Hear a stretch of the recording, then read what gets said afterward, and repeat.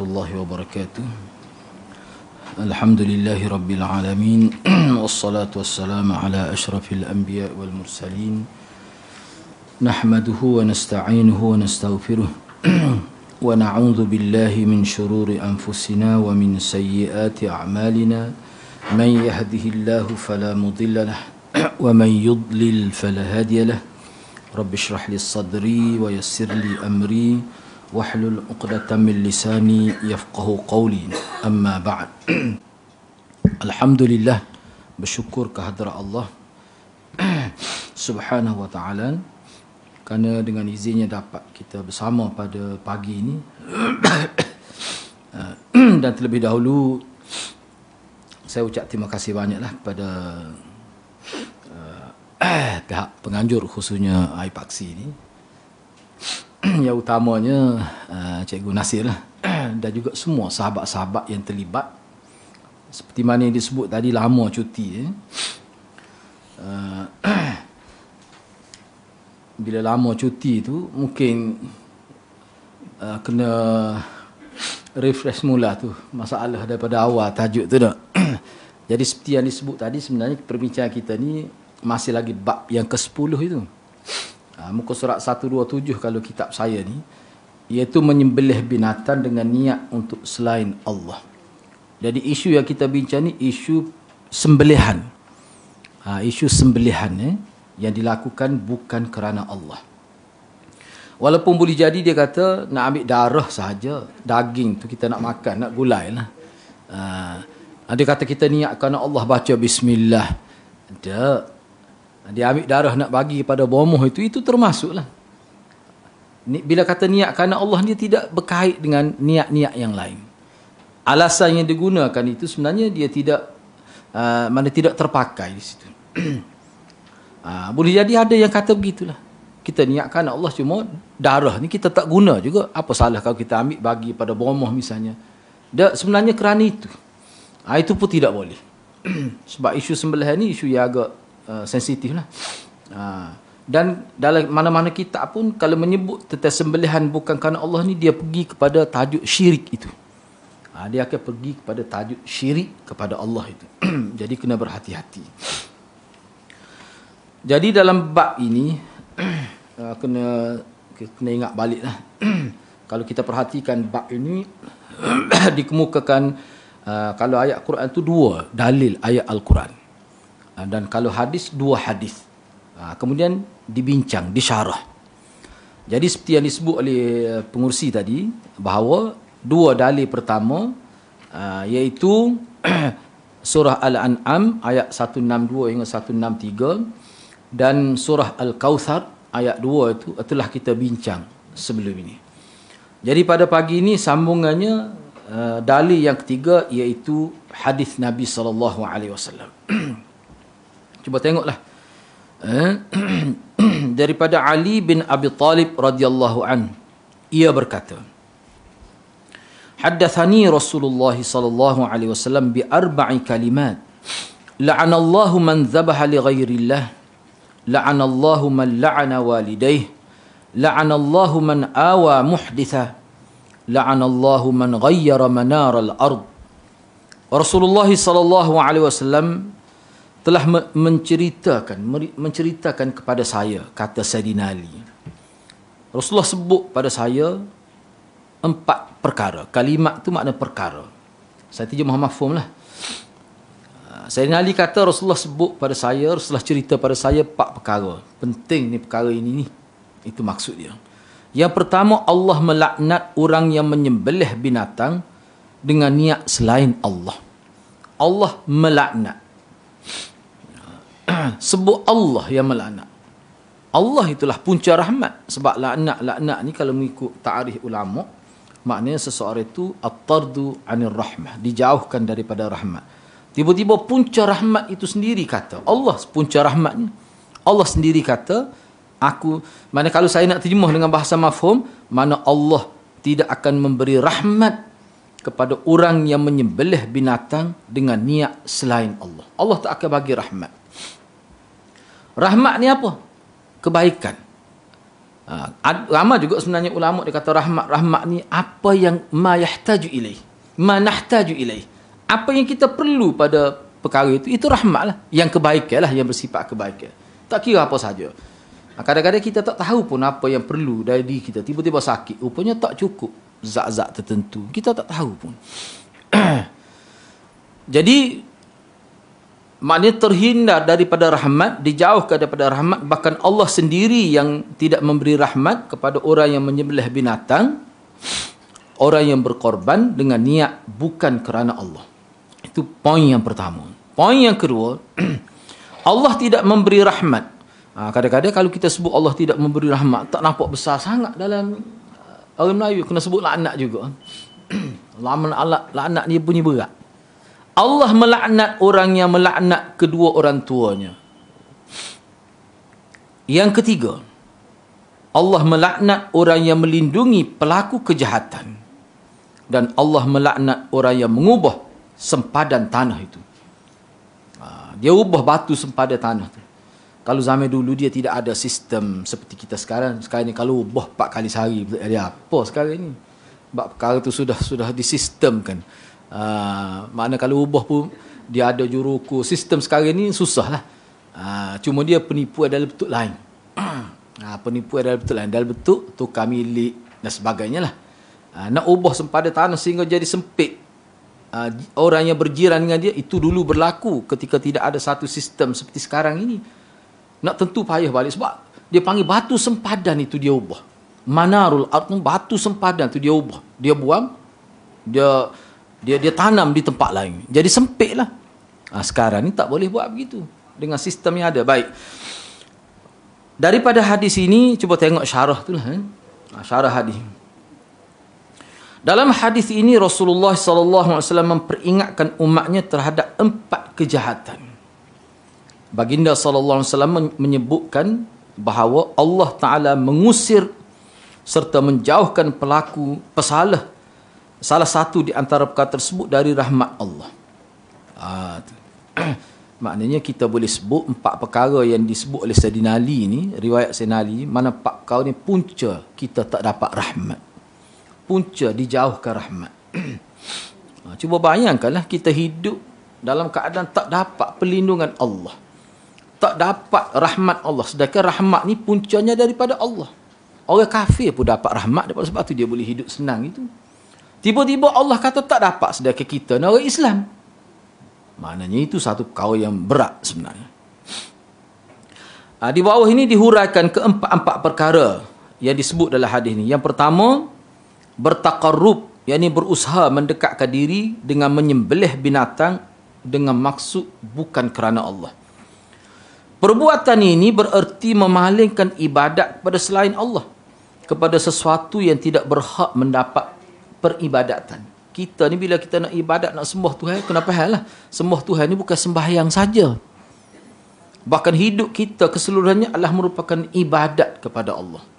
Sebenarnya di sini saya senaraikan di akhir, sebelum kita berakhir program, saya akan sebut mengikut Syekh Imam As-Sanusi dalam kitab Muqaddimah dia tu. Dia senaraikan syirik ni ada 6 bentuk syirik. Sangat baguslah kalau kita tahu perkara itu. Saya akan sebut selepas ni. Ni saya catat secara ringkas. Baik. Yang pertamanya taqarrub, sembelih binatang. Dia rupanya begini, kalau kita baca kitab-kitab tentang agama, mana-mana ajaran salah, dia ada konsep sembelihan itu. Dia ada semuanya. Mendekatkan diri pada Allah dengan cara sembelihan ni, dia ada lah cara dia tu. Kita kata tu Hindu tu dia tak boleh sembelih lembu. Lembu dia tak bolehnya lain boleh. Orang boleh lagi ni sembelih. Lembu dia tak boleh sebab dia anggap sebagai makhluk suci, binatang suci. Tak apalah. Tapi biasanya ada. Baik. Itu yang pertama. Jadi perbuatan taqarrub itu, jadi sembelih dengan kerana Allah, tidak kerana Allah ni, dia bukan zahir itu, dia batin. Zahir ni nampak sembelih biasa begitu. Boleh jadi dia baca bismillah. Setengah tu menghadap kiblat, ada petua-petua tertentu. Itu zahir. Yang dimaksudkan di sini niat. Yang dimaksudkan di sini niat itu. Zahir tu semua boleh buat. Dan yang dibincang di sini berkait dengan orang agama ni. Orang beriman. Orang kafir tu tak kira. Dah dia tu. Tentu dia bukan sembelih saja. Semua perkara bukan kerana Allah. Ni sembelih. Sebab penyakit ni, daripada hadis ni kita boleh dapati bahawa penyakit ni berlaku pada orang beriman. Kenapa berlaku? Sama ada salah faham, ataupun sudah lama terlibat dengan ajaran salah, ataupun apa-apa saja boleh berlaku. Maknanya orang Islam ni. Salat kerana Allah, puasa. Tapi sembelih ni kerana niat yang lain. Kalau kita tengok sembelih, kita akan kata betul, mengikut syariat. Boleh makan lah, zahir. Dia dengan Allah saja tahu. Ini maksudnya niat. Jadi ini bab sembelih lah. Makna kalau nak kira niat, mana semua perkara tu kena perbetulkan. Bukan bab sembelih saja untuk dapat kebaikan. Tak, kita bincang ni bab syirik. Bincang bab syirik. Kalau dia salat, dia tidak niat kerana Allah. Itu kalau dalam pembahagian saya kata Syekh As-Sanusi sebut tu, itu termasuk syirik yang ke-6. Dia panggil syirik asghar itu. Hak Nabi sebut dalam hadis tu. Riya, sum'ah dan sebagainya. Termasuk semua tu. Ujub tu termasuk semua tu. Baik. Itu kita bincang selepas ini. Kena perhatilah, sebab tu kena berbetulkan sungguh niat kita. Sebab agama Islam ni dia kena ambil kira dua perkara tu. Perbuatan zahir dan juga niat itu. Kalau rosak salah satu, maka tidak diterima oleh Allah Subhanahu Wa Taala. Niat betul dah, cara pula salah. Nampak zahirnya betul perbuatan, tapi niatnya salah pula. Maka Allah tak terima. Baik, yang kedua, orang yang mendoakan keburukan kepada kedua orang tuanya dengan cara melaknat atau mencaci maki keduanya, ataupun dia menjadi sebab ibu bapa dia dicaci. Itu saya terima ringkaslah, tidak baca sepenuhnya di situ.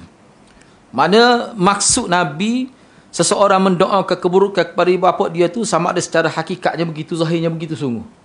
Ada ke anak ni doa keburukan kepada ibu bapa? Ada. Walaupun jarang berlaku, tapi ada. Boleh ada begitu. Mana teruk sungguh lah. Mana anak tu teruk sungguh tu, tak boleh nak bayar kita tu. Yang keduanya, dia menjadi penyebab dia caci ibu bapa orang lain, menyebabkan anak orang tu caci ibu bapa dia. Mana dia yang jadi punca ibu bapa dia dicaci. Jadi di sini kalau kita tengok dalam syarah-syarah baru dalam internet ni adalah, kadang-kadang dalam kitab tu tidak sebut mana pandangan ulama-ulama. Mudah sekali ni sebab zaman internet kita boleh rujuk. Taik saja hari ini dia sebut setiap dengan rujukan dia. Dalam kitab ni mudah, tak perlu pergi ke rak buku. Sekarang ni mudah. Berabuk dah kitab tu dah. PDF saja sekarang ni mudah. Taik situ je. Sebab tu ada setengah ustaz kata, lah ni kerai punggung kita tak bergerak. Dulu tak apa, bangun pergi cari kitab. Kadang-kadang masa tok guru ngajar, entah tu lah ambil kitab tu, anak rakyat saya ada situ waktu tu. Lah ni tak, duduk depan dia punya komputer. Ni cara sekarang, maknanya lebih mudah lah. Cuma malah lah pula. Tu masalah lain. Jadi ni antara yang saya sempat rujuk lah. Hak ni kalau kita nak perluaskan lagi maksud dia ni, termasuk juga seseorang yang melakukan perkara yang salah sehingga orang kutuk ibu bapa dia. Dia tidak caci ibu bapa orang lain, tapi dia melakukan kesalahan sehingga orang tanya, anak siapa tu? Anak dia tu lah. Ayah dia jauh ketemu, mari semua. Kadang-kadang mari tutup dia punya air paksi ni, tak ingat hari tu tak ada kelas. Nak ayah jauh mana tu? Mari katakanlah begitu. Tiba-tiba dengan sebab anak dia buruk ibu bapa ni. Kan ada kes biasa saya sebut secara umum. Ada kes sampai ibu bapa lari pergi ke Johor, tak malu perbuatan dia. Tak kelik-kelik. Ada berlaku ni.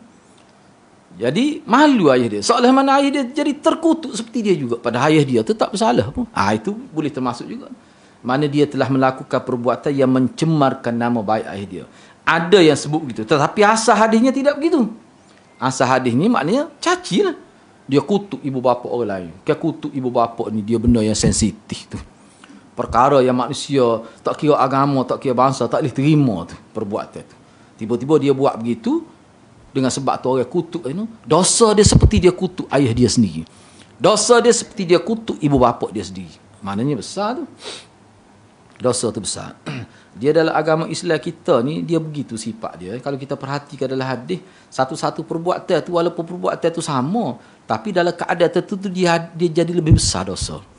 Misalnya zina, semua orang tahu dosa besar tu. Tapi kalau berzina dengan jiran, isteri jiran, ataupun suami je, bila isteri jiran, itu makna suami jiran lah juga tu. Dosa dia lebih besar lagi. Dosa dia lebih besar lagi. Tipu harta, besar. Tapi tipu harta anak yatim, besar lagi dosa. Tipu belaka, zina belaka, tapi keadaan-keadaan tertentu, dia jadi lebih besar. Rupanya dia tahu waktu tu. Sebab apa dia kata Aisyah berzina dengan Talhah tu? Sebab Talhah tu jiran Nabi dalam syurga. Jahat sungguh Syiah ni. Pandai cara dia. Jahatnya Talhah ni, dia bukan berzina dengan orang biasa. Dia berzina dengan Aisyah. Sebab Nabi kata, haza jari fil jannah. Ni jiran aku dalam syurga ni. Dia pun kait berzina dengan isteri Nabi. Tu satu perkara. Jiran pula tu. Sebab Nabi sebut berzina dengan isteri jiran, dosa dia lebih besar. 10 kali ganda ada disebut dalam riwayat. Cuba bayangkanlah. Jadi kita kena tahu. Supaya juga dusta. Semua kata dusta besar. Tapi kalau dia berdusta atas nama Nabi, tu berat benar tu. Berdusta atas nama ayah, atas nama tu, ialah besar juga. Tapi kalau berdusta atas nama Nabi, dia jadi besar. Sebab apa? Sebab berkait dengan agama. Kena beringatlah kita nak kecek agama ni. Kena beringat. Berhati-hati. Kalau tidak, takut tak padat kebaikan hak buat. Nak tampung dosa hak sebesar itu tu. Siapa Nabi kata falyatabawwa maq'adahu minan nar. Ni saya terjemah mengikut satu terjemahan lah. Biar dia buat gitu. Perbuatan dia tu supaya dia sedia tempat dia. Dia sendiri cari kursi dalam neraka untuk dia. Mana tak ada orang lain lah sumbat dalam neraka tu. Dia sendiri pergi. Selain nak ayatnya hukum besar, nak ayatnya hina. Manusia tak boleh beza syurga dengan neraka ni. Hina tu. Kalau orang belajar bahasa Arab, dia panggil amar ghaib. Kena amar ghaib tu maknanya biar dia nak cari tempat dia nak biar dia buat.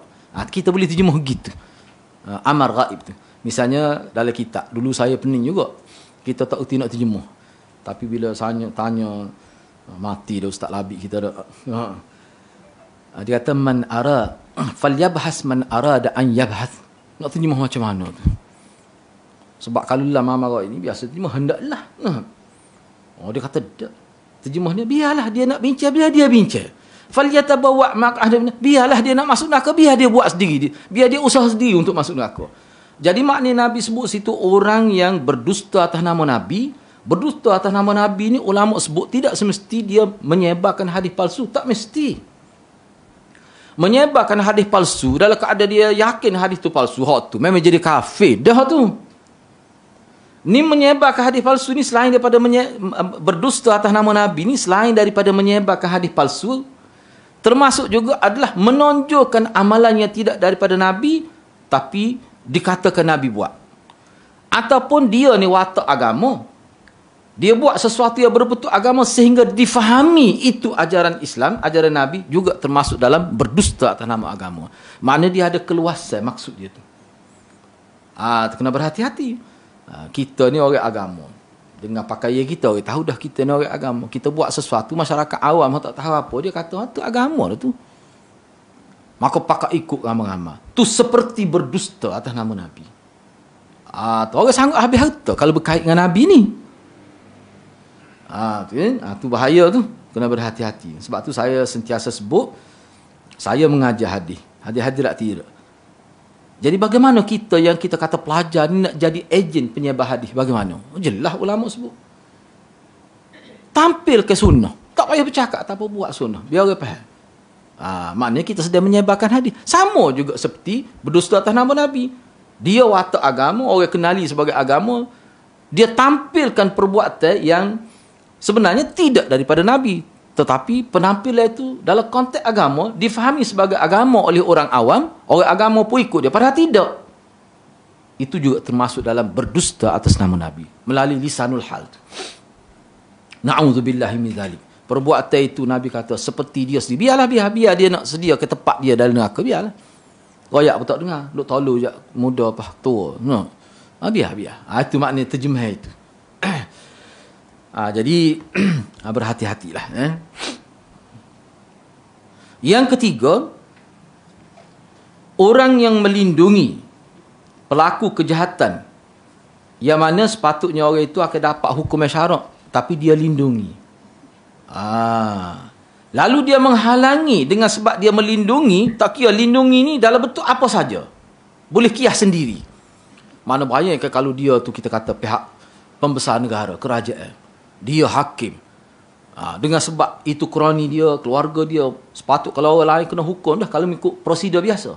Tapi tak kena kerana dia tu ada kuasa, ni termasuk juga. Mana daripada setinggi-tinggi kedudukan seorang siapa serendah-rendah, dalam bentuk apa saja kalau ada unsur melindungi orang salah, sepatutnya kena hukum dah tu.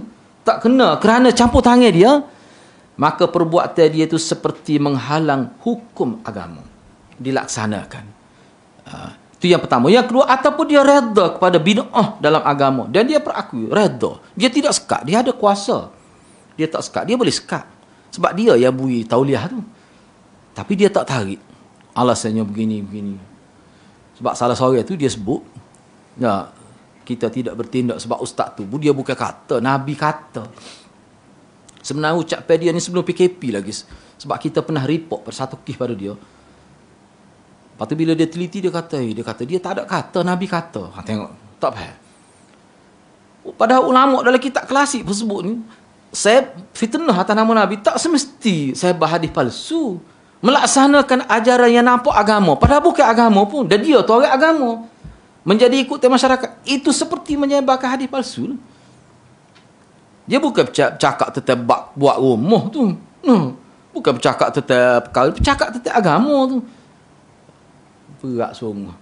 Saya kata ke dia kecek atas masjid. Sedang kuliah agama tu. Bukan kuliah tentang masak ke atau buah-buah tempat tedok tu. Tapi berat orang agama ni. Bunyi khabar PhD tu.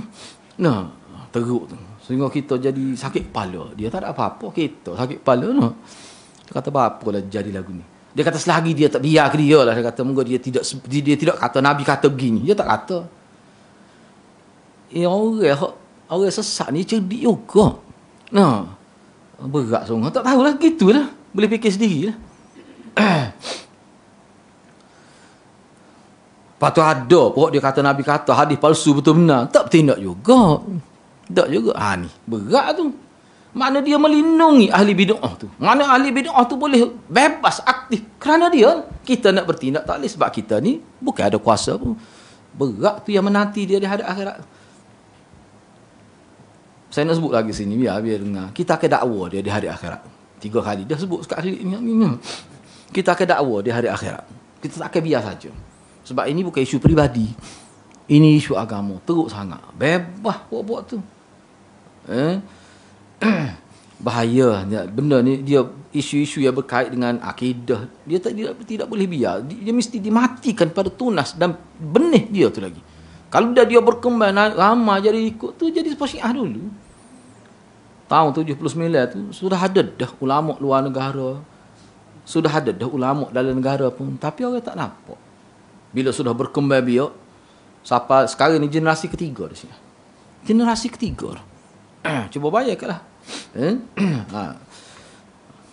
Yalah kita tahu sendirilah, boleh faham sendirilah bagaimana cuba tengok dalam internet. Bukan seorang dua je bercakap. Kadang-kadang perbuatan itu nyata syirik tu.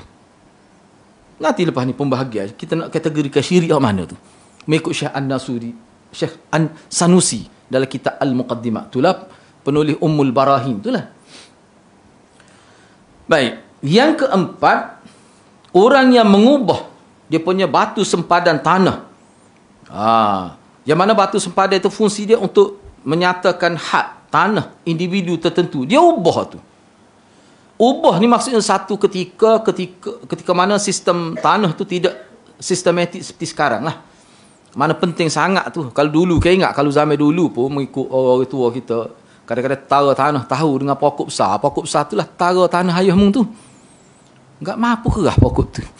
Dah, atau punya sodok ke jahilan lah. Kalau zaman tidak ada sistem seperti sekarang ni, susah tu. Tapi sekarang ni orang tak ubah dah tu. Dia ubah dalam bentuk lain pula.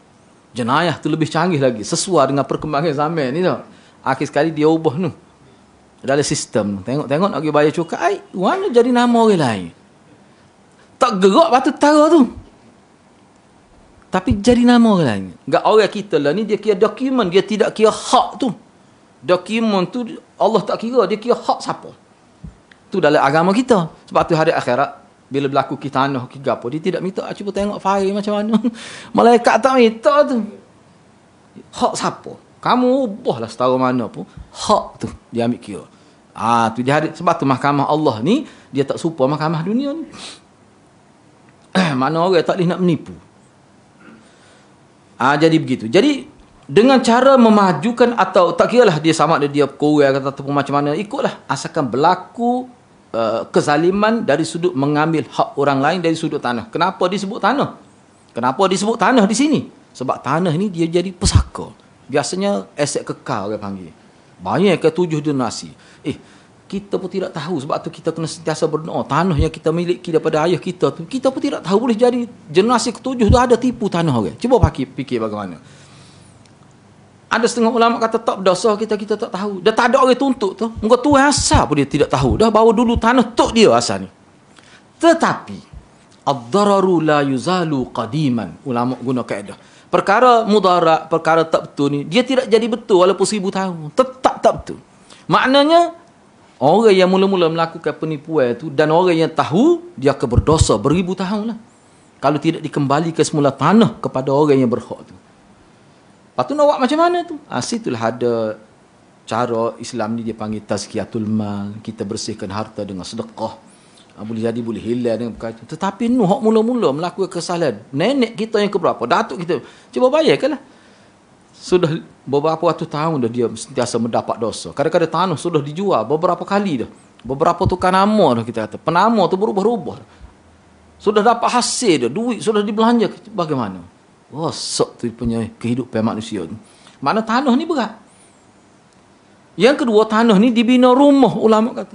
Rumah tu tempat kita ibadat. Duk makan, duk ibadat, duk baca Quran situ. Lagu mana tu? Sebab tu setengah ulama kata kadang-kadang Allah nak qadakan tidak berkat tu, Allah qadakan kepada anak cucu dia. Na'udzubillah lah ke. Dia yalah Maulana apa sebut tu boleh jadi berlaku begitu. Boleh jadi tu. Sebabnya dalam hadis kan ada Nabi sebut, saya tak ingat hadis tu, Nabi suruh kita bersihkan anak cucu kita dengan kita jaga hukum halal dan kita nak anak cucu kita berkat, kita kena jaga hukum halal dan haram. Tu cara dia. Maknanya ada kaitan tu. Kena jagalah dia. Baik, itu maksudnya. Baik, faedah kesimpulan daripada hadis ni. Yang pertama, menyembelih binatang korban dengan niat selain Allah hukumnya adalah haram dan tingkatan haramnya sangat besar. Sebab dia boleh pergi kepada bab syirik kepada Allah. Demikianlah menurut pandangan syariat Islam, baik yang disembelih itu unta ke sapi ke ayam ke haiwan ke. Selepas ni kita akan jumpa hadis berkenaan dengan lalat itu. Kerana seekor lalat tu masuk neraka. Kita kata sembelih mana ustaz lalat? Tekak tak nampak. Tak apa, kita bincang selepas ni lah hadis tu. Yang kedua, menyembelih binatang untuk selain Allah adalah syirik dan dosa besar yang paling besar. Apa mana ayat Quran? Innallaha la yaghfiru an yushraka bi syai'a wa yaghfiru ma duna dzalika liman yasha. Tak, kita ayat tak ada syai'a, tak ada. Tak ada. Kena buat syai'a. Innallaha la yaghfiru an yushraka bihi. Allah tidak akan maafkan seorang itu kalau mati dalam keadaan bawa dosa syirik. Wa yaghfiru ma duna dzalika liman yasha. Tapi Allah akan ampunkan. Kalau katalah kita meninggal, na'udzubillah lah, kalau kita meninggal dalam keadaan dosa besar tapi tidak syirik, ada kemungkinan. Dan di situlah terletaknya syariat minta ampun. Kita doa keampunan kepada orang mati. Sebab selagi tidak ada syirik. Tapi kalau sudah ada syirik, tak boleh. Tak ada faedah. Tidak berguna doa orang hidup pada orang mati. Itulah besarnya tauhid tu. Mana kena jaga tauhid tu. Sebab apa? Dia ada manfaat tauhid walaupun kita mati. Kalau masuk neraka pun dia tidak kekal. Itu kebesaran tauhid tu. Perkara tu paling besar. Jadi kena jaga sangatlah. Yang ketiga, menyembelih korban adalah ibadat. Oleh kerana itu wajib dipersembahkan niat tu hanya kepada Allah. Bila kata ibadat, kena ingatlah muka surat 10 dulu. Ingat muka surat 10 dulu. Apa maksud ibadat? Buat apa yang Allah redha. Kena ingat tak? Muka surat 10. Takrif ibadat. So kau tu tajuk tak ingat, mu tinggal lama no.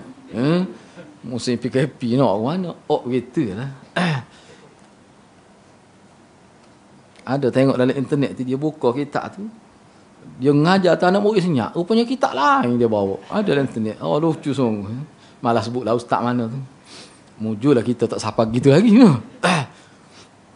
Ngajar di sikit, masuk dah. Ada murid tanya kita ke dia, ustaz awak tu gitulah lebih kurang. Lucu sungguh. Oh dia. Jadi salahnya salah PKP lah, bukan salah dia.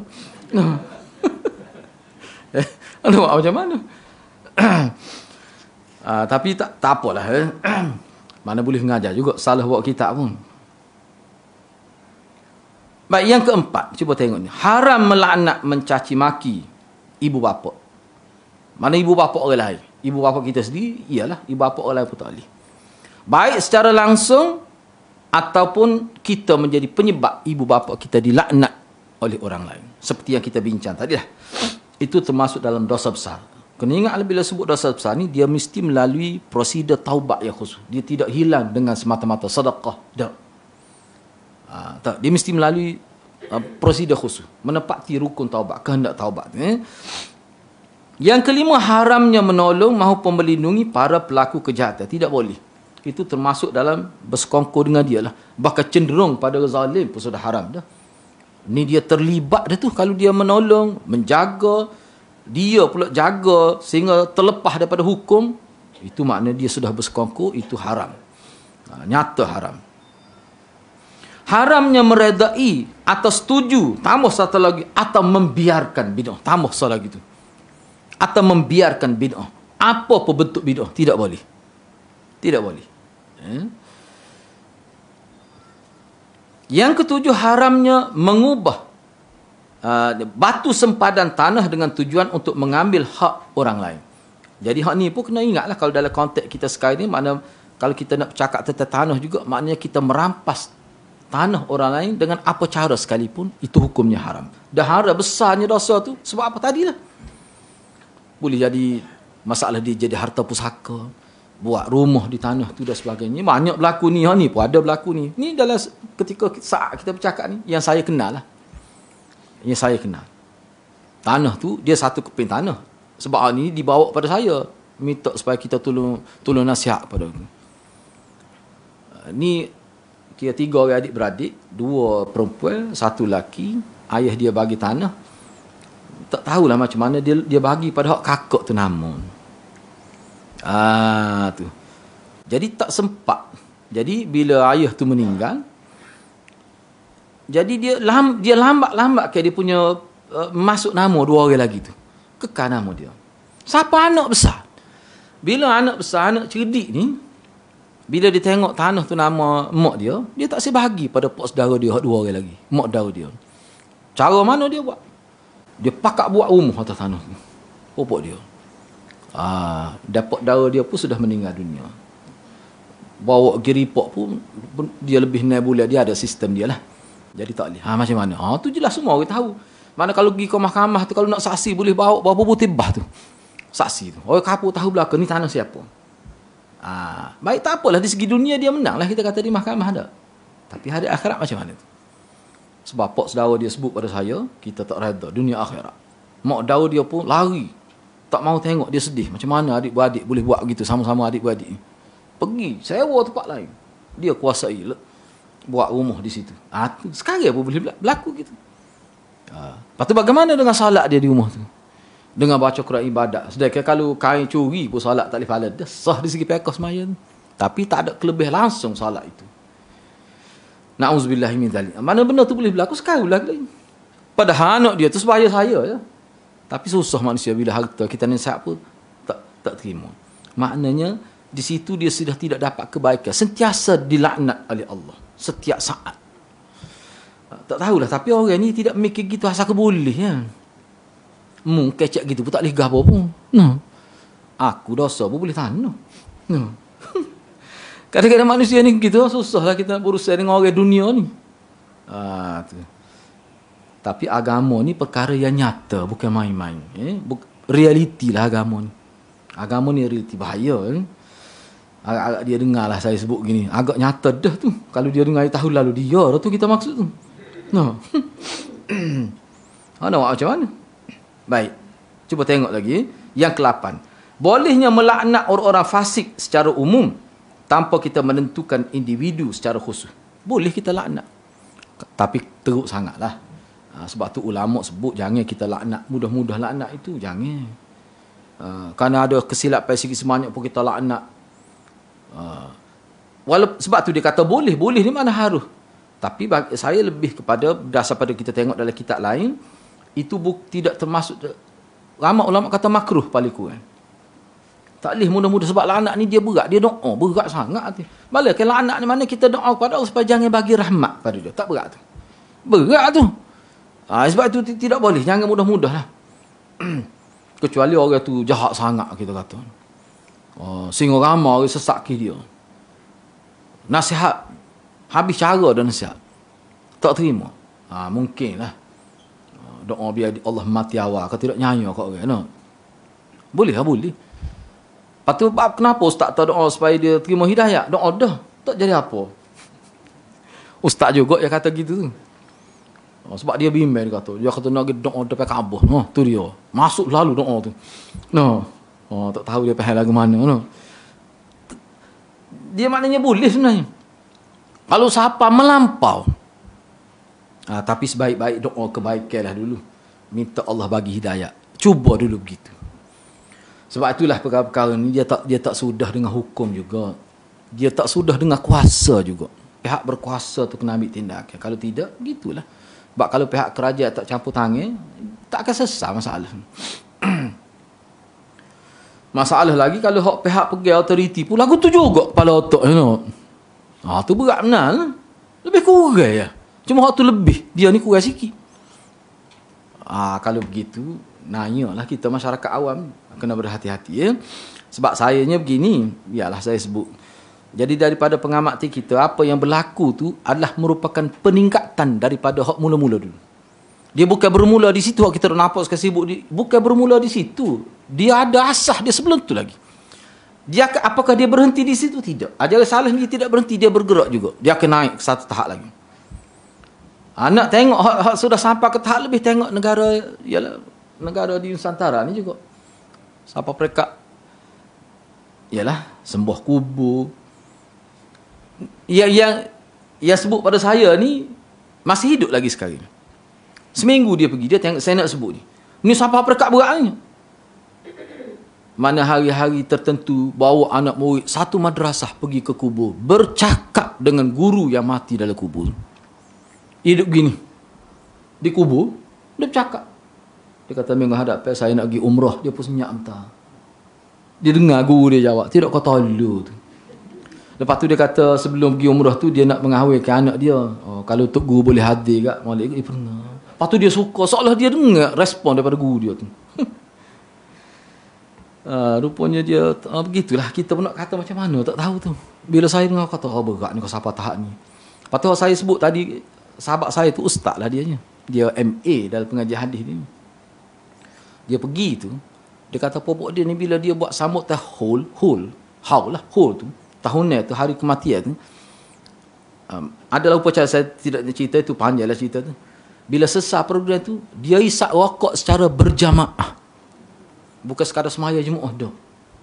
Dia longgukkan rokok tu sebab dia puluh-puluh ribu ni hidup di kubur Wali Songo ni. Dia adalah situ. Saya tak sebut lagi lah siapa-siapa lain yang ada tu, takut terkejut pula. Dia pergi. Dia longguk tu, dia isap rokok ramai-ramai. Banyak kira asap naik ke atas tu dah. Dah ramai ni, rokok udah gagal. Terima begitu. Siapa begitu sekarang? Tempat kita tak berlaku lagi isap rokok berjemaah ni. Tak tahulah dia baca dok niat lagu mana tu dok. Tapi di setengah tempat sudah berlaku. Kalau kita tidak jaga ni, tidak kawal, tidak bertahawal, dia boleh mari tu. Sebab hak berlaku ni pun bukan hak awal ni, hasil daripada hak dulu. Tu ni mana peringkat berat dah. Bila dia merasakan dia sudah ada orang-orang tertentu yang backup dia, yang menjadi tulang belakang dia berani, dia teradah dulu beberapa perkara, tak ada siapa bertindak pada dia, dia berani. Dulu dia teradah gini dah, tak ada siapa kata apa. Saya di kubur Tok Kenali ni, kita lahir di Pondok Tok Kenali, kawasan Pondok Tok Kenali. Daripada umur saya tak pernah dibuat sama tehu sehari suntuk sehingga berakhir dengan program selepas asar pergi beramai-ramai berzikir di kubur Tok Kenali. Tak pernah berlaku. Tapi dengan kedatangan orang yang bawa ajaran salah naik kapal terbang mari luar negara ni, Dah 2 tahun berturut-turut. Dan baru ni tidak jadi tahun ketiga sebab PKP ya. Sebelum tu 2 tahun berturut-turut. Dia berharap daripada masjid Tok Kenali. Siapa kubur Tok Kenali? Sebelum ni tidak ada. Sebab dia buat tahun pertama. Tak ada siapa kata apa. Biar ke. Dia main muzik dalam masjid. Pun tak ada siapa kata. 2 kali dia buat. Kali ketiga kena PKP. Sebab tu tak buat. Mana kalau selesai PKP ni mungkin buat pula. Sebab dia terah tu tak ada orang marah. Padahal tak jauh tu jarak tu. Tepat dia buat tu dengan pejabat kadar tak jauh tu. Nah. Tapi pihak kadar tak bertindak tu yang kita sedih tu. Nah. Bomba kau tidak pergi sembuh air duk. Bahaya, na'udzubillah min zalik. Boleh hadiah tak tahu ke saya tahu sebab saya pergi. Saya pergi jumpa anak murid dia hak kata hak teruk tu. Oh, teruk. Anak murid dia umur 25 tahun. Tak siapa 25 tahun. Ada dak pot daun dia tahu sini. Pot daun dia bawa saya. Tak usah ngakulah pot daun tu biar dulu. Cuma saya nak ayat ni bila pergi tu saya klik, saya mikir banyak kau. Kita pergi tu dia tunjuk dah kepada kita. Tanpa segar silu dia letak gambar Habib Omar. Saya kata dia tanya saya gambar siapa, dia tanya kita. Dia nak tahu. Saya kata, rasa apa je tengok no. Dia sebut gambar tu dia akan bawa ke mana-mana. Dalam bilik air tak bawa. Nak tidur dia akan letak di bawah bata. Dia kata kalau rasa gundah-gulana dia akan tengok gambar tu jadi tenang hati. Tak berat tu. Ala bi zikrillah tatmainnul qulub. Ni ala bi apa ni? Bi ru'yatis surati. Ada dengan tengok surah tu jadi tenang hati. Tak rasa tu. Tak rasa tu. Kata ala bi zikrillah ni ala bi ru'yatis surah tu. Nah, dengan tengok gambar tu tak rasa tu. Anak murid dia lah tu. Pergi ngaji Jordan 2 tahun terpengaruh dengan ajar ni pergi ke Yaman itu. Bumi Aulia konon itu no. Akhir sekali jadi gitu. Saya nak buat apa? Jadi sejak saya bercakap dengan dia tu kita pun tidak bangga. Kita nak tahu apa yang ada dalam dia punya pahaman dia. Teruklah. Tu. Waktu ngaji tu tak kahwin lagi kena penyakit tu. 2 tahun mengaji di Jordan. Kemudian berhenti di Jordan, pergi belajar di Yaman itu, Hadramaut tu. Coba bayar tanah murid dia tu. Jadi maknanya kesan tu sudah ada, memang ada. Jadi makna bahayalah. Sebab tu kalau tidak sekat, kita boleh tengok banyak perkara-perkara dulu hanya kita baca dalam kitab, kita boleh tengok dengan mata kepala sendiri. Itu bahaya. Baik, seterusnya cuba kita tengok dalil yang keempat, dalil yang terakhir lah. Daripada Tariq bin Shihab radhiyallahu anhu, Rasulullah sallallahu alaihi wasallam bersabda, "Dakhalal jannah rajulun fi dhubab wa dakhalan nar rajulun fi dhubab." Qalu, "Kaifa dhalika ya Rasulullah?" Qala, "Marra rajulan ala qaumin lahum sanam la yajuzuhu ahadun hatta yuqarriba lahu shay'an." Qalu li ahadihima, "Qarrib." Qala, "Laysa 'indi shay'un uqarrib." Qalu lahu, "Qarrib walau dhubaba." Faqarraba dhubaban fakhallu sabilah fadakhala an-nar. Wa qalu lil akhar, "Qarrib." Qala, "Ma kuntu li uqarriba li ahadin shay'an duna Allah azza wa jalla." Fadarabu 'unuqah fadakhala al-jannah. Daripada Tariq bin Shihab. Boleh tengoklah bawah tu Tariq bin Shihab ni, mana ulama khilaf dia ni sahabat ke tidak. Kalau Hafiz Ibn Hajar kata sahabat ni, tapi ada yang kata tidak sahabat, tapi dia pernah tengok Rasulullah, tapi tak pernah dia bercakap dengan Rasulullah. Mana ada kenyataan dia kata dia pernah tengok Rasulullah. Mana Rasulullah tak tengok dia. Tu. Sebab tu ramai yang kata dia bukan sahabat, dia tabi'in. Status dia tabi'in. Tapi Hafiz Ibn Hajar kata dia ni sahabat. Maknanya kalau kita terima pandangan Hafiz Ibn Hajar, makna riwayat dia ni maknanya tak apalah. Sebab dia sahabat, bukan tabi'in. Begitu, tak apalah tu dia boleh dalam internet boleh. Kalau nak tarik dalam internet nama dia Tariq bin Shihab ni, dia ada kenyataan ulama khilaf tu tentang dia ni. Hafiz Ibn Hajar Al-Asqalani kata dia ni sahabiyun, seorang sahabat. Tapi bukan sahabat yang terkenal lah. Tak apalah. Dia kata Rasulullah SAW bersabda, ada seseorang, ni saya berdasar pada Arab ni lah sebab untuk mudah faham. Nabi kata ada seseorang masuk surga kerana seekor lalat. Dan ada pula seorang yang lain masuk neraka kerana sebab yang sama. Lalat juga. Jadi sahabat tanya, "Guana jadi?" Kita jumpa ke Kelantan mudah.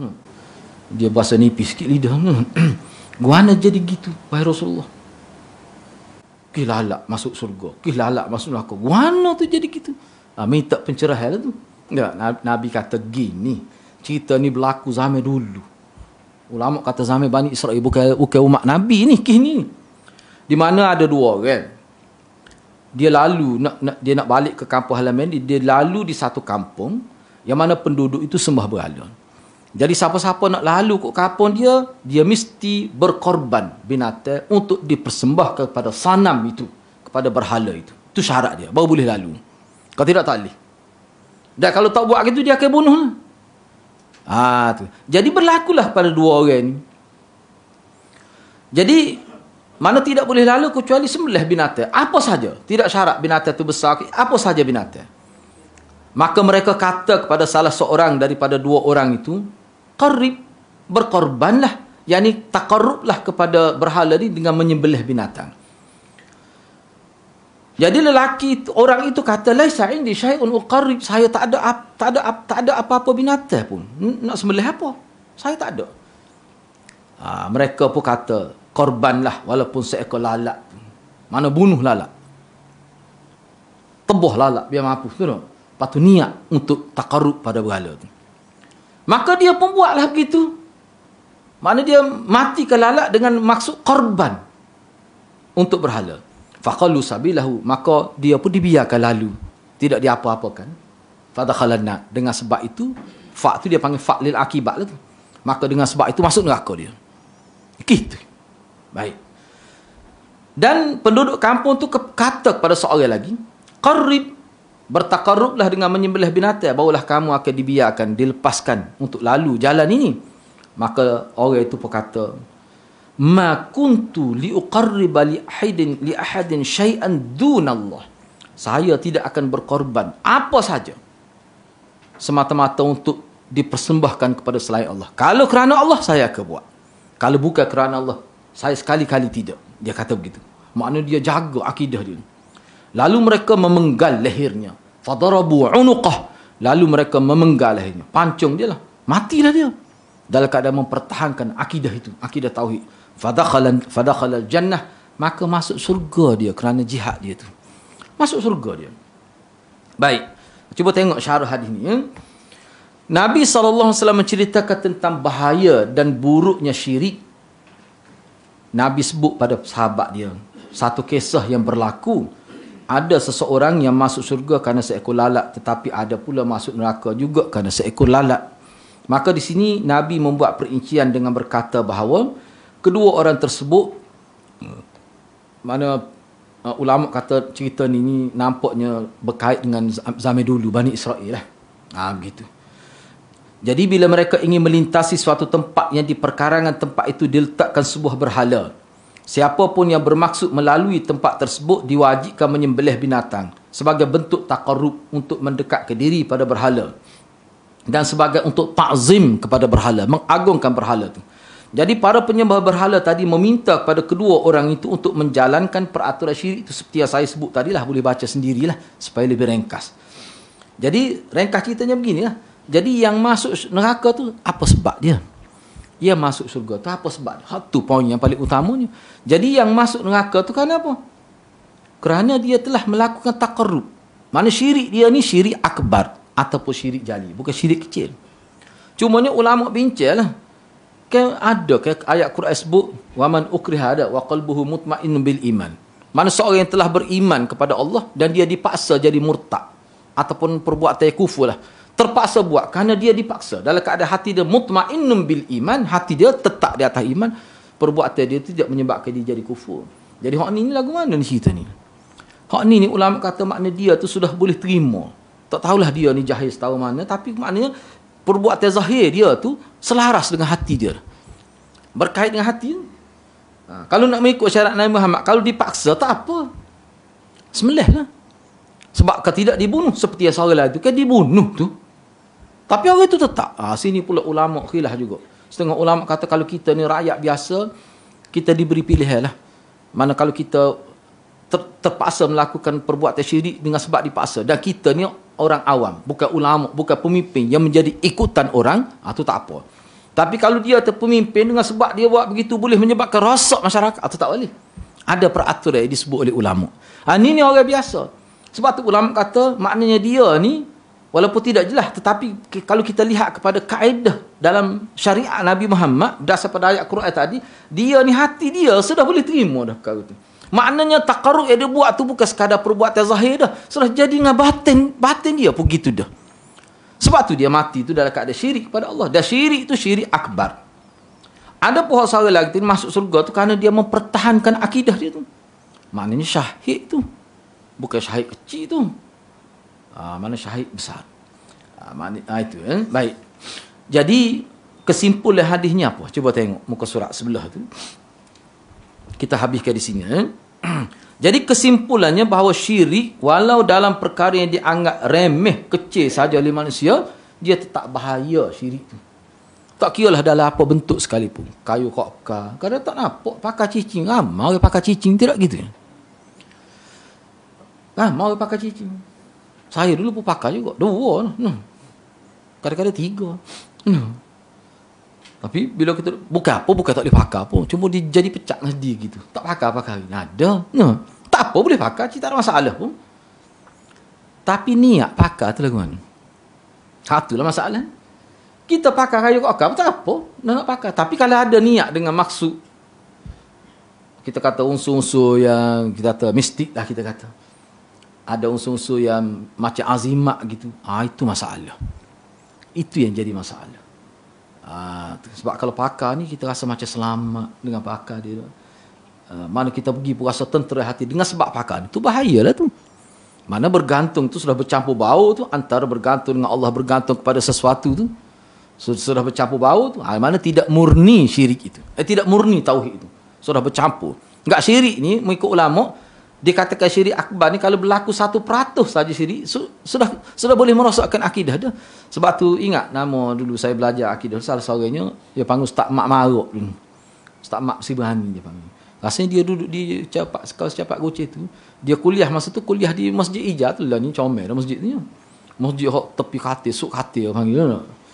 Dia warna hijau kayu. Masa tu dia mengajar. Saya ingat lagi dia sebut. Masa tu saya tak tahu apa tinggi saja ikut di kuliah dia lah. Dia sebut, dia kata syirik ni dia tidak serupa hukum matematik dia tu. Kalau matematik 10 tolak 1 tok guru atas langit hijau mana pun dia kata 9. Tapi bab akidah ni 10 tolak 1 dia jadi kosong. Tu dia punya CP matematik, CP akidah, CP tauhid. Saja rosak walaupun seberat debu saja kalau berlaku syirik dia rosak semua. Tak ning ke hak mana ada. Tapi tak ada sebut pula habis dengan dosa-dosa. Dosa tak habis. Pahala tu habis. Tak naya tu. Sebab tu dalam kitab ni pun kita akan jumpa. Kata Nabi suruh buat. Nabi kata takut kamu ada kebergantungan hati pada sesuatu yang ada di tubuh kamu. Sama ada atas nama azimat ke watak. Tak kira lah. Mati ketika tu. Mati syirik akbar. Mati dalam keadaan terbatas tauhid. Na'udzubillahi min dzalik. Tu yang kita takut sungguhnya. Juga syirik ni dia tidak jadi nampak bedah atas belakang dak gitu. Boleh faham tak? Tidak kata bila syirik tu jadi berubah rayok kamu kau segar betul lah. Nasi pun kau nambah ada. Tu bahaya tu. Dia tidak terasa sebab ini masalah rohani. Masalah yang bersifat batin. Orang beriman yang iman dia hidup dengan subur, dia boleh kesal perkara tu. Tapi kesal dia tu sampai habis pahala. Dan kena mengucap semula. Kalau mati dalam keadaan tu, Allah tak akan ampun. Bahkan kita pun tidak disyariatkan doa kampunan untuk dia. Siapa begitu? Berat. Sebab tu kena jaga sungguh tauhid ni. Sebab tu saya sebut hak kata Quran tu dia tak percaya ke Quran tu, mak dia menang ni. Anak dia ni tak percaya ke Quran. Pakai kepi ya. Isteri dia pun untuk orang, dia mengaji, dia sebaya dengan saya lah. Mak dia menangis nak buat macam mana ustaz dia. Saya pergi bercakap dengan dia. Allah kita kata lagu ni orang terlibat dengan ajaran salah ni. Dia tak boleh jawab, dia senyap. Jadi kita kecek sore. Tu. Dia tak percaya. Dia apa pelik macam mana ustaz dia boleh percaya ke Quran. Dia tanya kita. Cuba bayangkan. Tak kena kita tak apalah. Sedangkan adik-beradik dia tu penegak sunnah semuanya. Mak dia, tiba-tiba anak dia Allah uji begitu. Tak percaya pada Quran. Tak percaya pada ni. Hak asah ni. Dia menjadi punca sumber agama tu. Allah, na'udzubillah. Sedih sungguh. Mak dia ada usia takut mati dalam keadaan gitu. Tak berubah lagi. 2 kali saya buat perjumpaan dengan dia, tapi susah lah. Dia pergi dengan saya kuliah. Lepas tu, dia bawa bihung, dia ada restoran. Kata berat juga gini. Lepas tu tak pergi pasal dia. Tu. Jadi bagi seorang ibu bapa, cuba bayangkanlah, anak dia tu antara yang cerdik lah tu. Belajar di SMIP dulu. SMIP. Dia apa? Sekolah SMIP. Wakaf Mak Jenak. Situlah. Saya sedih pergi jumpa dia, tengok anak dia pergi sekolah menutup aurat, tapi tak percaya pada Quran. Rangkaian dia ada di bait 12 tu. Lepas tu di kelas pun ada. Hak yang menyebabkan dia jadi itu mak saudara dia sendiri. Fikir. Alhamdulillah, bersyukur kita ni tidak terlibat. Tapi orang kena penyakit tu nak pulih tu majlis agama. Saya rasa panggil dia sebab kita report semuanya. Keluarga dia lah report. Saya suruh report. Cuba bayangkanlah. Mana tak percaya pada Quran tu bukan bab syirik, tapi besarlah tu. Kafir lah tu. Baik. Syirik ni memestikan pelaku dia masuk neraka. Tauhid mewajibkan, itu makna memastikan pelaku dia masuk syurga. Ni hukum agama. Pun dia serah pada Allah lah. Tu kita faham dah tu.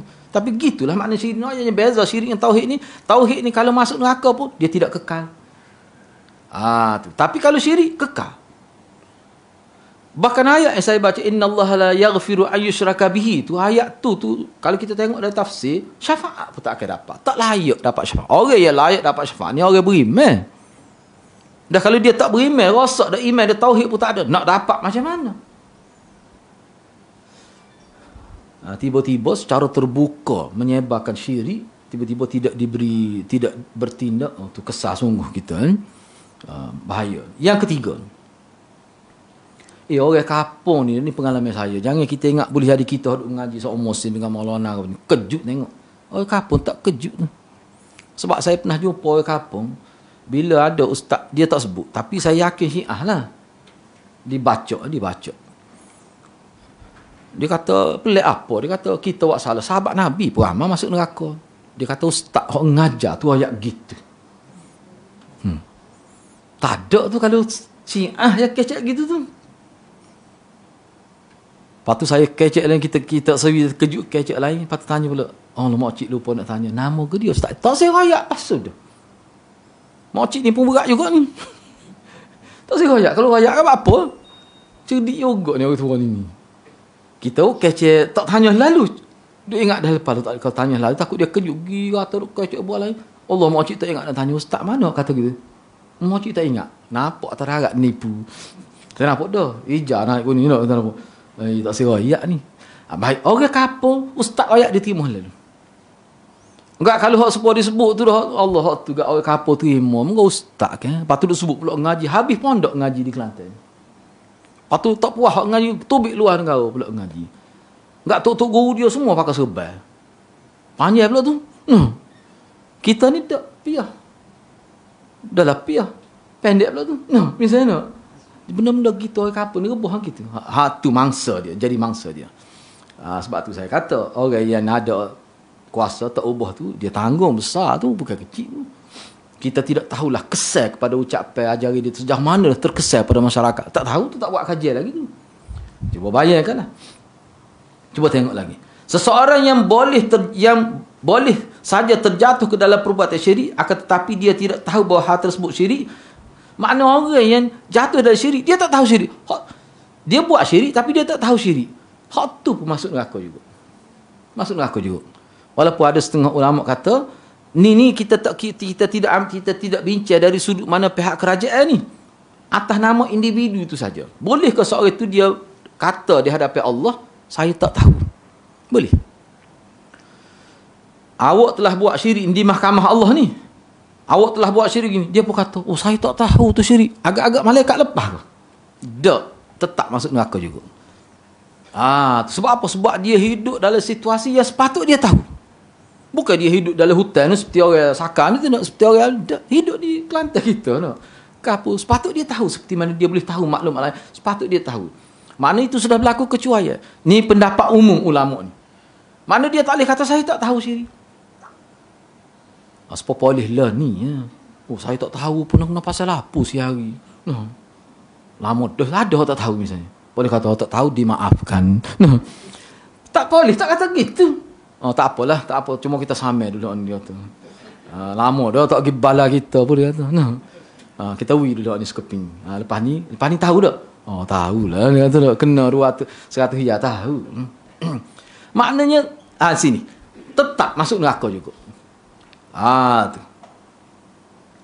Dia gini kalau kita bincang dalam bab akidah ni, isu hak tak tahu ni, dia tak tahu tu sebab apa. Dia bincang secara detail tu.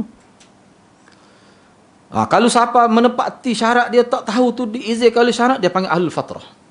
Dia panggil ahlul fatrah. Orang yang tak sampai agama sebenar. Kalau sampai apa hak salah, tetap dikira ahlul fatrah juga.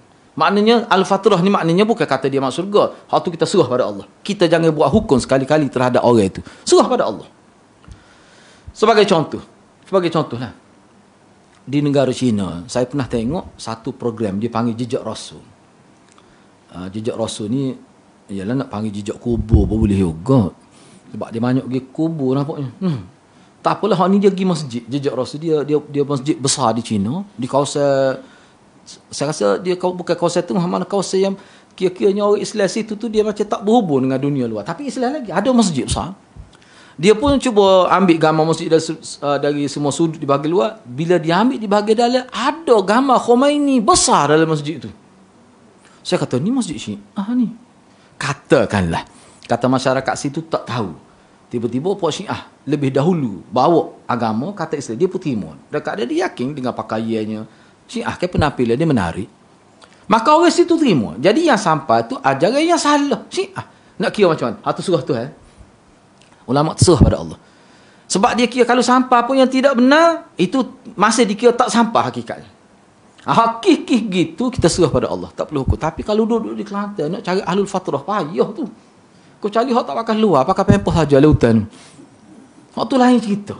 Ni kalau duduk berbaca, tapi kok mana orang kampung kalau kita fikir tak. Dia hanya hidup dengan dia pergi ke bendang tak, dengan lembu dia. Lepas tu pergi ke surau pun masih ada lagi payah, pak mau selipar pun tak pakai lagi. Ni yang kita nanya. Ikut royak terima belaka ni hak ni. Royak gapo pun dia terima. Enggak ustaz tu mari mata pun buka 4 minit sekali buka mata nak. Nak royaknya waraknya. Enggak orang kampung terima halal. Ni nyanyi.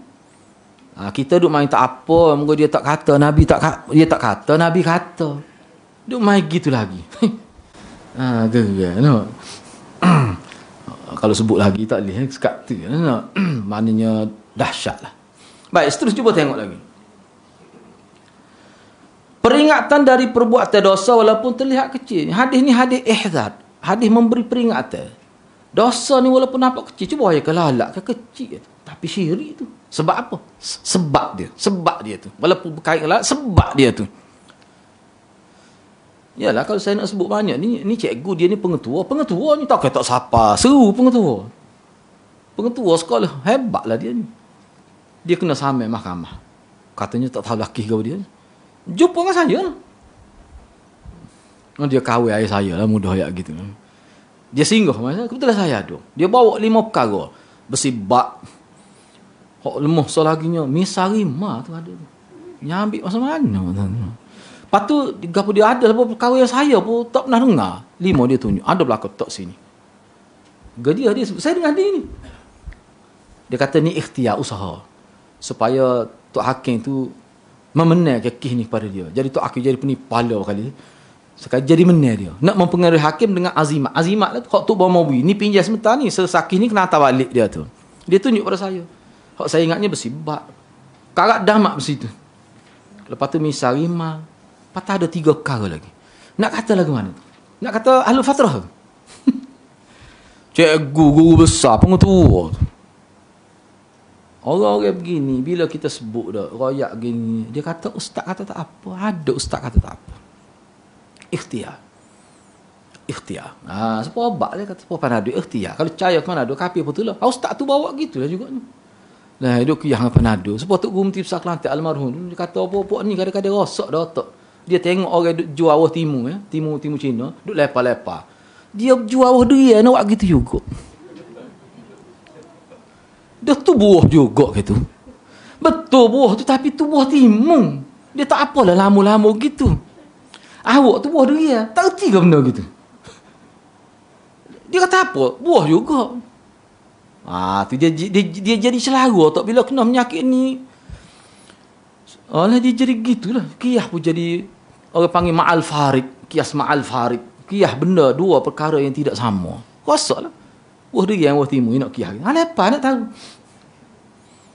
Kata jangan lepas. Apa yang kata tu buah timun tak ada apa-apa tu. Itu tu guru saya kata lagu itulah sebenarnya. Sebab tu orang dia kekal dia pegang dengan sunnah ni cerdik. Walaupun dia orang kapur jadi cerdik. Baik, cuba tengok lagi. Yang kelima, orang itu masuk neraka kerana sebab yang tidak dia maksudkan. Akan tetapi dia melakukannya supaya terbebas dari kejahatan para penyembah berhala. Poin yang kelima ni kena ingat. Sebab ramai ulama kata, perbuatan zahir ni dalam bab syirik, kalau dia tidak niat pun dia tetap jadi rosak juga akidah. Katakanlah niat dia. Dia tidak niat pun, cuma dia tahu benda tu syirik tapi dia buat juga kerana nak lepas diri dia. Ataupun kerana dia berlakon, tak boleh. Sebab manusia boleh jadi syirik kalau tidak berkait dengan hati pun, perbuatan zahir pun boleh jadi syirik juga. Dia tak boleh kata dia tak tahu. Kan ada kan yang berlakon jadi tak cari sebelah kita. Atas perahu. Dok saya tengok video atas perahu, pakai tak car warna orange pakai dia. Nah, lepas tu dia kecek pun sebab tak car, kecek tentang ketuhanan. Ada kata itu bukan serius berlakon saja tu. Patut ada hak berlakon suami isteri, dia lafaz cerah dah itu kan beberapa kali. Hak kita nampak tu sekali ya, tapi nak boleh jadi tu pengaruh kata tak nampak ria tadi. Buat kali lagi. Siapa tiga tidak jatuh talak tiga tu. Dia tak boleh gurah tu. Apa sepoi juga bab syirik tak boleh. Berlakon melafazkan lafaz cerah dia harap tu boleh jatuh talak. Semua kata gitu. Jadi kalau kita kena ingat, makna sini ni dia poin yang kelima ni mengambil kira pandangan yang mengatakan bahawa seseorang yang melakukan syirik secara zahir tetap kita hukumkan syirik, masalah niat dia tu kita serah pada Allah. Itu pendapat tu. Jadi hak tadi macam mana hati dia tenang, hak tu bab lain, hak ni bab lain. Maknanya dia perbuatan dia tu zahir tu syirik. Tapi di sini bila Nabi sebut dia masuk neraka, maknanya setengah ulama kata dalam syarah yang sempat saya rujuk ni, dia kata maknanya dia ni hati pun sudah terjejah. Sebab tu kata dia masuk neraka. Sebab kalau dalam ajaran Nabi ni sebenarnya boleh seseorang itu dipaksa mengatakan Tuhan itu tiga. Kalau tidak akan dibunuh ataupun dipotong telinga ke, dia orang yang memaksa tu mampu buat begitu. Bukan budak 2 tahun paksa dia. Kalau budak 3 tahun pacik kena kata Tuhan tiga. Kalau tidak saya tikar. Pisah tu pisah mainnya gitu ya. Dia pun takut. Pada budak 2 tahun. Orang ulama kata tak lihat tu. Tu tidak orang panggil paksa budak 2 tahun pakai paper lagi tu. Maknanya pemaksa tu mampu buat. Bila dia kata bunuh, dia boleh bunuh sungguh. Itu baru termasuk dalam bab ikrah. Bab ikrah. Maka kalau bab syariat Nabi Muhammad ni tak apa dia buat gitu. Makna hak ni Nabi kata masuk neraka, makna hati dia sudah terjejah dah tu. Tapi kok mana hukum zahir kena ingat, perbuatan zahir manusia sudah boleh dihukum. Hati dia serah pada Allah. Cumanya kerajaan ni dia adalah prosedur dia. Kena panggil. Awak buat gini, awak tahu ke tak perbuatan awak tu syirik? Zahir tu. Dia mesti masukkan sebab tu orang terlibat dengan syirik ni. Dia tidak dipancung selalu. Tidak dibunuh selalu. Kadang-kadang bertahun-tahun tu dia rawat. Kaunseling tu. Kerajaan kena kurung. Jangan lepas gitu. Ni duk lepas rata gigi tu tak boleh lah. Tak boleh kena buat dalam sangka dia. Tak boleh lepas gitu. Bahaya. Baik, seterusnya. Yang keenam, seseorang Muslim jika melakukan syirik, maka batallah Islam dia dan dia akan masuk neraka. Ni statement umum, kenyataan umum. Kerana ia Muslim, jika tidak Muslim, maka tidak dikatakan dalam hadis ia masuk neraka. Bila kata masuk neraka dengan sebab dia korban lalat tadi kepada berhala, makna dia ni Islam. Dia ni beriman. Yang ketujuh, amalan hati adalah maksud yang terbesar. Dan demikian juga menurut para penyembah berhala, di mana mereka memerintahkan untuk berkorban. Berkorban ini iaitu mempersembahkan sesuatu dengan niat untuk takarub. Kita boleh faham daripada kenyataan Nabi dia ni masuk neraka, makna dia korban itu bukan terpaksa sebenarnya. Dengan niat itu. Itu maksud dia. Makna dia boleh terima. Maknanya orang ni mungkin jahil sangat ni. Ataupun macam mana tak tahulah. Yang ke-8, Menyembelih korban termasuk ibadat. Maka itu wajib ditujukan hanya kepada Allah sahaja. Dan memalingkan ibadat tersebut pada selain Allah merupakan syirik akbar. Yang kesembilan, keutamaan tauhid dan besarnya manfaat yang dikandungnya. Mana tauhid ini sangat besar lah. Kata kunci kejayaan. Keutamaan bersabar di atas kebenaran. Itu kesimpulan hadis lah. Jadi kandungan bab ni boleh baca sendiri. Kandungan bab ni sebenarnya dia bincang kesimpulan daripada awal lah. Apa yang ada dalam bab ni. Jadi saya setakat itulah dulu. Kandungan bab tu boleh baca sendiri. Ada apa-apa persoalan ke? Kalau nak tanya boleh dipersilakan. Tak ada ke pengurusi. Pakai tanya lah dulu. Yalah, sampai tu kalau ada nak tanya saya nak sebut lah. Saya pernah jumpa seorang hafizah. Seorang hafizah kan? Saya tak sebutlah di mana. Dia ada berlaku satu kes di asrama dia. Tak apalah. Jadi adalah orang ni mana kita cari ni kira-kiranya orang yang sudah faham dah asas-asas tauhid syirik. Orang yang kita rasa dia tidak melakukan perbuatan syirik lah dalam bomo tu ataupun rawatan tu sebab ini ada gangguan di asrama. Tiba-tiba ustaz ni dia kata dia rasa macam ada sesuatu lah dalam kalangan pelajar ni. Dia tahu sebab tu bida dia. Dia ni bagi saya ustaz ni ialah tak tahu, saya pun lost contact dengan dia macam mana. Bila dia buat tu dia kata macam ada sesuatu yang tak kena ni. Bukan buat orang sangat ni. Dia pun bisik ke telinga saya. Dia kata ada di kalangan pelajar ni dia simpan sesuatu ni. Cuma saya tak nampak. Tapi mengikut ilmu dia begitu. Saya tanya seorang-seorang pelajar tu. Ada seorang pelajar tu dia mengaku lah. Dia ada pakai ikat pinggir. Ayah dia beri ikat pinggir tu adalah azimat. Besar ikat pinggir tu. Saya kata, saya nak tengok. Dia pun pecah. Terkejut kita. Butuk-butuk gitu. Dia kata ayah beri bila. Ayah beri lama dah. Mana ayah suruh pakai ni supaya tidak diganggu oleh jin dan sebagainya. Dia pakai semua lah tu. Oh, terkejut saya. Saya panggil, saya kata perbuatan anti ni bahaya ni. Jadi ustaz tu bawa dia kata ni syirik ni ustaz dia bahaya ni gini. Sehingga dia bila dia baca Quran pun dia terasa tu kesal tu. Ilmu lah, ini ilmu. Sehingga kita terpaksa counselling pelajar tu dalam bab syirik. Panggil ayah dia tak boleh buat begini.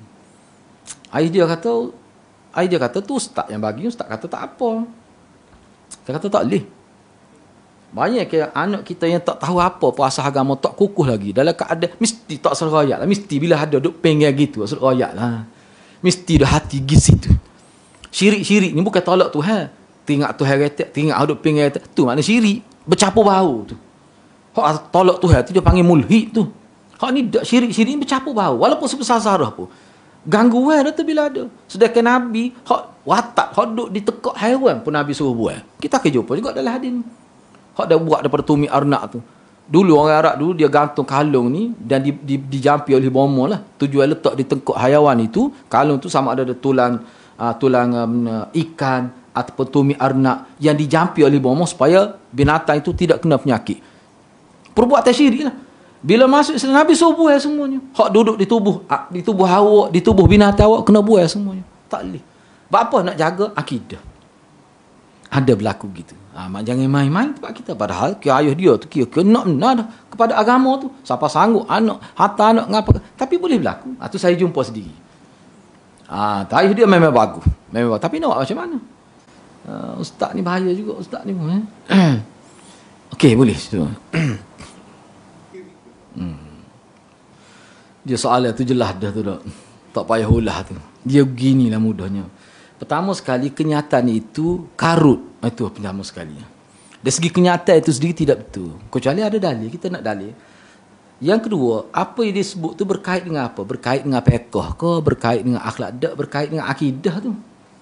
Itu berkait dengan akidah, kepercayaan. Apa maksud Nabi Ilyas jaga tumbuhan? Apa maksud? Apa maksud Khadir itu? Dia sebutannya kena Khadir sebut. Apa maksud Khadir jaga air? Banjir tempat kita ni. Tak boleh nak ejah kau. Sebenarnya kenyataan itu tak ada asas pun. Dan saya yakin kenyataan ini ada sebut dalam kitab tertentu. Kita percaya tu. Ada sebut. Dia hanya nakalkan saja. Dia pun tak tahu betul ke tidak. Baik, tak apalah. Perbuatan itu, ya, kepercayaan itu. Bagi saya, perbuatan kalau percaya gitu, dia kesal daripada percaya gitu. Tengok sana ni lah. Bui Saleh. Padahal tak ada pun Nabi Ilyas tu. Sebab dia percayalah. Dan kepercayaan itu dia boleh meningkat tu. Jadi perkara yang boleh jadi pemuja, boleh jadi rasa takut, mengaguk. Itu bahaya. Boleh bawa pada syirik. Begitu juga khatib jaga air. Hak jaga kawasan ni sebenarnya tak tahu mari daripada mana. Kalau dalam kitab Syiah tu memang ada. Wali-wali jaga. Oh, kalau saya nak sebut berat lah. Pernah masuk tak? Biar saya nak sebut satu. Kini pernah saya hadir. Nak tengok ya. Tapi kena bayar fee dia nak masuk. Dia panggil popok suruh pitih ni. Kita nak boleh pitih ni. Melelah jelas. Dia pakai suruh gitu ya. Saya kata saya nak tengok. Boleh. Tapi kena bayar ustaz dia kata. Sebab masuk tu dia ada fee dia kena bayar. Berapa? 50 ya? Allah mahalnya. Gi juga lah kita. Nak tengok. Allah. Saya tak pernah tengok barang-barang tu. Apa ni, star record kepala ayam. Tak tahu sampai bila tu. Lepas tu dia punya dolar tu, temaga, lepas tu banyak benar. Duit, tahu sikit-sikit. Tak jumpa kita nak cari. Kijak tu mama, sipai barang-barang gitu. Dia likung ramai-ramai ustazah. Ada ustaz pada kita duk keli.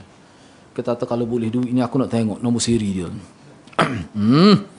Buat daripada pukul 12 malam sampai dekat subuh. Tak tobik duit tu. Dia kata nak mari dah tak jadi. Lepas tu dia pun tobik luar rumah tu, dia cek tengok. Rupanya penjaga kawasan ni tak benar. Duit tu diturunkan pada malam itu. Tengok tu barang menipu belaka tu. Hamba boleh kecek lagi tu. Malam Rasulullah mari jumpa hamba. Apa tak boleh? Nak kecek. Sebab tu Islam ni dia jaga dah. Benda-benda gitu dia tidak iktibar dalam agama kita. Hak iktibarnya Quran hadis. Pegang hak tu tak sesat. Nabi bui jamin ni. Hak lain dak. Maknanya kalau ada orang bercakap melepasi daripada apa yang disunnahkan oleh Nabi, Quran, hadis, amal sahabat, kita kena tolak walaupun kita tidak boleh berhujah pun. Tu cara agama. Sepuluh tadi, mana dalil? Tak ada. Nabi Ilyas jaga. Nabi Ilyas ni pegawai Tuhan ke? Tidak malaikat ke jaga benda-benda gitu. Berat tu. Lepas tu itu kepercayaan tu, khatib. Lepas tu dia banyak lagi. Dia tidak sudah situ tu. Dia banyak lagi perkara lain tu. Supaya penjaga kawasan. Dia kena puaskan hati penjaga. Sebab tu dia kena baca wirid-wirid tu. Dan kena hadiah pada penjaga kawasan tu. Kalau tidak, banjir pula kita tu. Tengok tu, tak syirik tu. Sedangkan perkara itu, masalah tumbuh dan sebagainya, semua tu kerja Allah tu sebenarnya. Kerja Allah tu. Tak ada hak manusia tu. Di situ tak ada hak. Allah semuanya. Tu tiba-tiba letak kerana orang ni lah jadi tumbuh jadi baik. Nak pergi ambil herba apa kena wisalah kerja. Wisalah tu apa maksud? Minta izin tu. Itu maksud wisalah.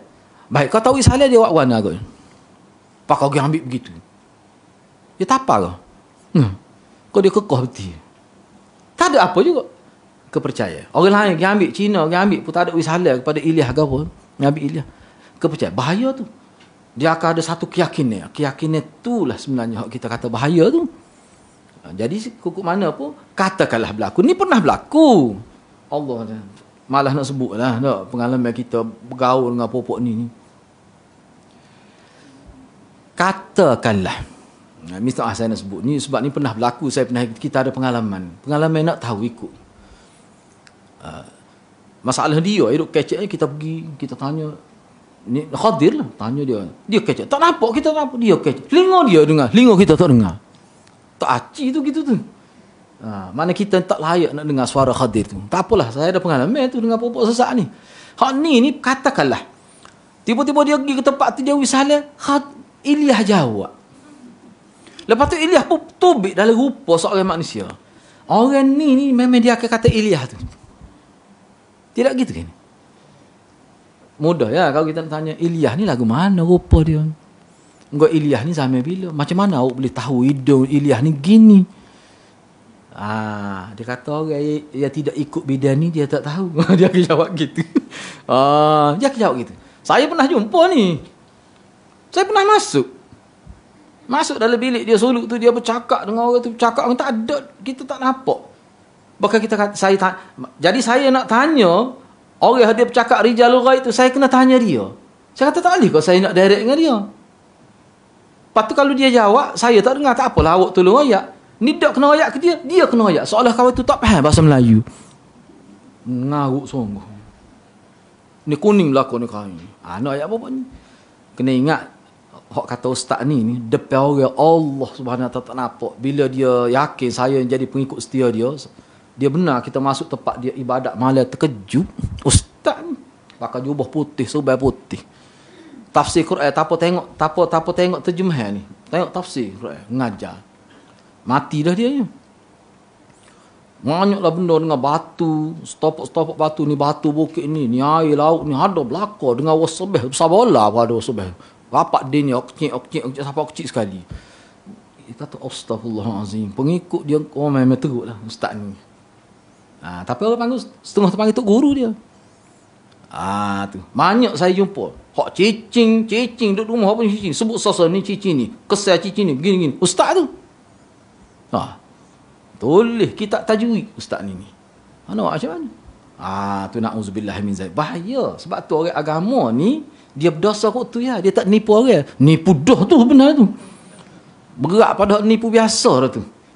Orang tak nampak dosa dia. Tapi situ sebenarnya dia dapat dosa banyak. Na'udzubillah min zalik.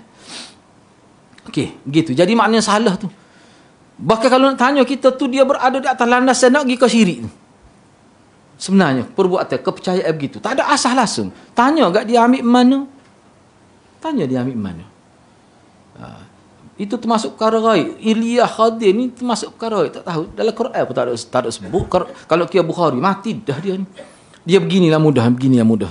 Saya nak sebut beginilah mudah bab Khadir ni. Kita pun belajar dah dengan Maulana. Baiklah kita terimalah dia tu khilaf. Kita terima khilaf dan ramai. Setengah-setengah kita kata jumhur kata dia ni masih hidup. Jumhur kata. Betul kalau jumhur tu boleh dipertikaikan lagi tu mengikut ulama. Baiklah kita terimalah. Kita nak tahu juga orang yang kata Nabi Khadir hidup ni siapa yang kata. Jadi hak kata hidup tu sekadar hidup je.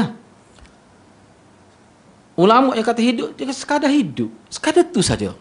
Tetapi orang yang sungguh sangat nak kata dia hidup, dia nak gapo sebenarnya dengan kata Khadir hidup. Dia ada sesuatu di sebalik itu. Bukan sekadar hidup seperti mana. Ada juga ulama hadis kata hidup. Ada. Tapi ulama tu tak percaya tu jumpa dengan Khadir. Hidup je nak ayatnya.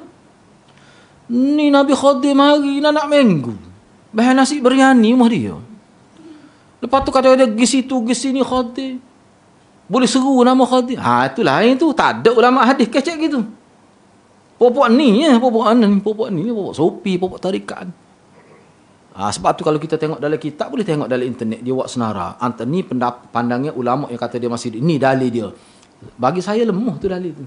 Kalau kita tengok. Bukhari kata dia mati. Dan kalau kita kata dia mati, selamat. Banyak kala selamat kita. Syiah pun tak boleh guna. Sebab Syiah guna hadis Khadir ni hidup. Nak ayatnya, email kita 12 kita hidup. Pelik apa? Khadir mung tu lebih lama daripada email 12 aku. Dia, kalau Khadir boleh hidup lebih lama lagi, enggak email 12 ni selepas Nabi dah. Kenapa kamu tak boleh terima email kami masih hidup? Kamu boleh terima Khadir. Kamu ada Khadir, kami ada Imam Mahdi Al-Muntazir itu. Segar Syiah situ. Lepas tu mari pokok sesak pula kait dengan Khadir, seru Khadir. Banyak tu kesan buruk dengan kata Khadir hidup. Enggak Bukhari ni tak kuat ke hadis Bukhari ni. Tu masalah. Jadi orang yang ada Khadir hidup, dia ada kepentingan dia. Jadi kalau kita kata Khadir mati mengikut pendapat yang kata Khadir mati berdasar Bukhari dan sebagainya, selamat kita. Banyak kala tertutup tu. Nyata pergi sekali habuk jumpa Nabi. Mana sabar. Nabi pergi berapa puluh kali, 23 kali Nabi tu setelah peperangan. Tak pergi sekali habuk. Tak bunyi dalam hadis sahih. Kata Khadir tu pergi bantu Nabi. Tak jadi sahabat Khadir. Sebab dia tak jumpa Nabi. Banyak perkara. Dan mengikut ulama tu, besar tu poin tu. Dia tak pergi jumpa Nabi. Besar tu dalil tu. Apa tak pergi? Popo dia jawab kan? Nak kata mana dia tak pergi? Dia jawab gitu dalam internet. Perbincangan dari saya. Allah kata nak macam mana? Jadi perkara tadi pun sebenarnya bahaya tu. Semua tu sebenarnya dia pergi kepada nak menjangkau perkara ghaib. Sebab tu kena ingat, kena tekan. Perkara ghaib ini tidak boleh kita panjangkan melebihi daripada nas. Kalau tidak bahaya. Sebab tu ulama kita buat ketetapan awal lagi. Sebab tu saya bincang. Saya gunakan satu teks kuliah. Bincang tentang Jibril. Yang ditulis oleh Dr. Umar Sulaiman Ashqat. Dalam muqaddimah dia sebut. Kenapa buku saya tentang malaikat ni kecil saja, tidak banyak muka surat, 100 lebih saja. Sebab saya tidak mahu bincang lebih daripada apa yang disebut dalam nas. Sebab Jibril ni termasuk perkara ghaib. Jadi setiap kali dia buat kenyataan terjadi, dia kemukakan kalau ada ayat Quran. Kalau tak ada, dia kemukakan hadis. Kalau ada hadis. Kalau ada hadis setakat tu saja dia sebut. Sebab dia nak mendidik masyarakat perkara gaib ni, jangan kita panjang-panjang ke perkara itu melebihi daripada nas. Kalau langgar disiplin tu, rosaklah. Tu ya sebenarnya. Sebab tadi misalnya, itu perkara gaib Nabi Ilyas tu. Nisbah pada kita. Daripada mana awak ambil nak bercakap mudah-mudah gitu? Sebab itulah salah satu ciri ajaran salah ni, dia suka meramal ke sesuatu. Jelas ulama sebut. Orang jenis kecek benda-benda atas angin, tak jejak bumi, tak kena berhati-hati. Sebab Nabi tak ajar gitu. Sahabat Nabi tak ajar. Cara hidup agama tidak begitu. Tu kena ingat tu. Okay, ada soalan lain ke? Saya sebut supaya kita cek. Kalau jenis kecek jenis tak apa-apa bumi tu, kena beringat lah. Kena beringat. Tu yang mudah. Tak suruh kata dia kafir, tak suruh kata sesat, tak suruh tok peti. Dia kata tok peti tak boleh harap. Awan. Bukan saya kata tu, dia kata. Dia kata, saya tak kata gitu, jangan silap faham pula. Dia kata, siapa dia tu tak ada, tak boleh nak ngoyak lah. Rahsia lah tu. Okey, ada soalan lain ke?